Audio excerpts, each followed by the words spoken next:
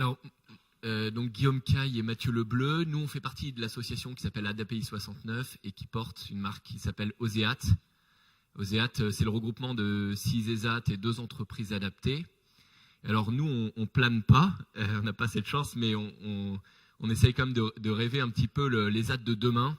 Et à travers nos 1000 collaborateurs, dont 800 travailleurs en situation de handicap, voilà, on se pose la question de l'innovation et on s'intéresse à comment renouveler nos pratiques, comment regarder vers l'avenir pour que la société et le milieu protégé et adapté puissent avoir des échanges constructifs et innovants. Voilà, et donc je vais laisser la parole à Mathieu Lebleu qui va vous présenter le beau projet qu'on porte.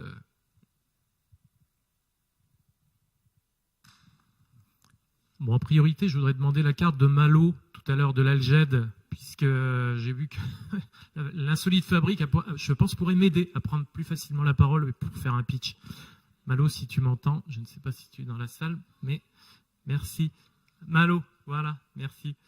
Voilà, donc vous l'avez compris, l'idée, en fait, notre projet, une des idées clés de notre projet d'établissement sur les Jacques Chavant, c'est décloisonner milieu protégé et milieu ordinaire. Donc on l'a dit, ça passe déjà par des équipes hors les murs, ça passe par 350 clients du milieu ordinaire qui viennent déjeuner chez nous au quotidien sur l'instant Gerland. Et plusieurs fois, on a déjà mis le pied à l'étrier à des startups, en particulier sur la cosmétique, qui viennent développer des solutions.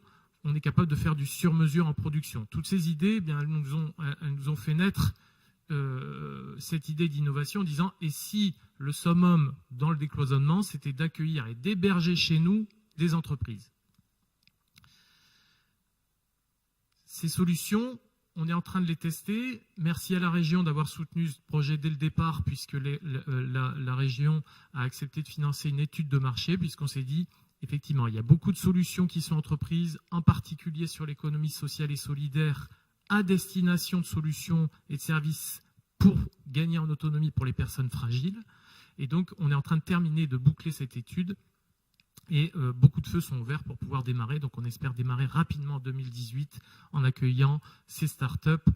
L'idée, c'est que vous, porteurs de projets, il y en a quelques-uns dans la salle, vous puissiez vous enrichir de vos réseaux pour pouvoir ensuite tester et faire par l'innovation, par les usages, effectivement, dans nos établissements, d'améliorer ces solutions et de les faire grandir.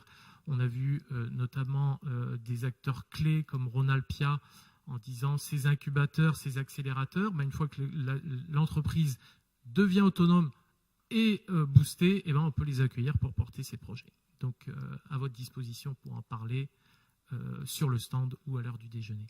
Merci à vous.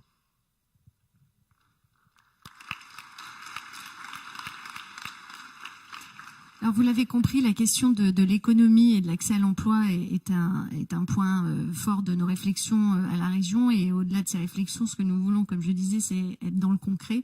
Et avec la vice-présidente Annabelle André-Laurent qui a succédé à Marcel Sadier, nous avons souhaité que dans le schéma régional de l'économie, il y ait bien aussi la notion donc de handicap, avec le soutien aux startups, aux créateurs d'entreprises, puisque au-delà effectivement du travail qui est proposé dans les ESAT, dans les entreprises adaptées ou en milieu ordinaire, il y a aussi, et il faut qu'on les accompagne, des entrepreneurs en situation de handicap qui mieux que personne sont en capacité de créer leur emploi et de proposer une activité à d'autres.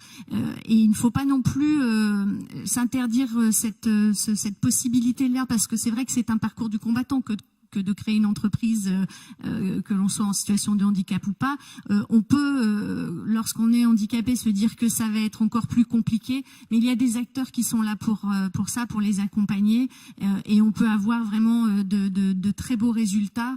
Et il faut aussi qu'on puisse les encourager. Et il est vrai que la question de la mutualisation des dispositifs que l'on peut retrouver en un seul lieu, avec des conseils, avec la possibilité d'expérimenter, ça a du sens aussi pour pouvoir se confronter aussi à la réalité et puis ajuster de manière à être autonome et de pouvoir être un acteur comme les autres dans le monde de l'entreprise. Et je trouve que votre projet est très intéressant. Donc, voilà, vous savez qu'on sera à vos côtés pour la suite.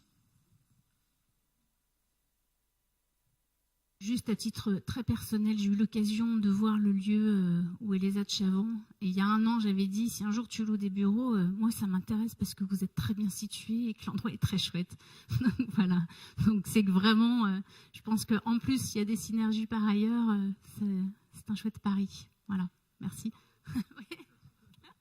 Merci.